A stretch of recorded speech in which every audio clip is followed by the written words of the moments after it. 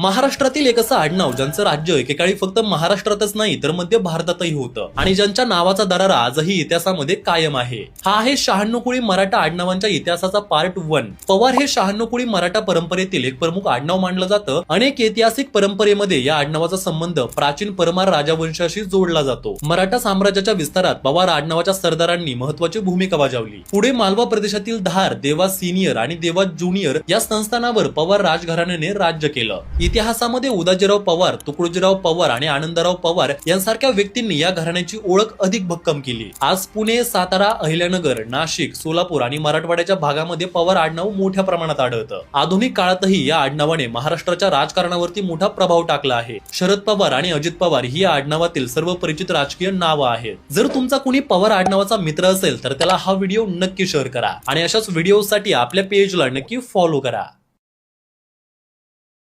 महाराष्ट्रातील एक असं आडनाव ज्यांचं राज्य एकेकाळी फक्त महाराष्ट्रातच नाही तर मध्य भारतातही होतं आणि ज्यांच्या नावाचा दरारा आजही इतिहासामध्ये कायम आहे. हा आहे 96 कुळी मराठा आडनावांच्या इतिहासाचा पार्ट 1. पवार हे 96 कुळी मराठा परंपरेतील एक प्रमुख आडनाव मानलं जातं. अनेक ऐतिहासिक परंपरेमध्ये या आडनावाचा संबंध प्राचीन परमार राजवंशाशी जोडला जातो. मराठा साम्राज्याच्या विस्तारात पवार आडनावाच्या सरदारांनी महत्वाची भूमिका बजावली. पुढे मालवा प्रदेशातील धार, देवास सिनियर आणि देवास ज्युनियर या संस्थानावर पवार राजघराण्याने राज्य केलं. इतिहासामध्ये उदाजीराव पवार, तुकडोजीराव पवार आणि आनंदराव पवार यांसारख्या व्यक्तींनी या घराण्याची ओळख अधिक भक्कम केली. आज पुणे, सातारा, अहिल्यानगर, नाशिक, सोलापूर आणि मराठवाड्याच्या भागामध्ये पवार आडनाव मोठ्या प्रमाणात आढळतं. आधुनिक काळातही या आडनावाने महाराष्ट्राच्या राजकारणावरती मोठा प्रभाव टाकला आहे. शरद पवार आणि अजित पवार ही या आडनावातील सर्व परिचित राजकीय नावं आहेत. जर तुमचा कुणी पवार आडनावाचा मित्र असेल तर त्याला हा व्हिडिओ नक्की शेअर करा आणि अशाच व्हिडिओसाठी आपल्या पेजला नक्की फॉलो करा.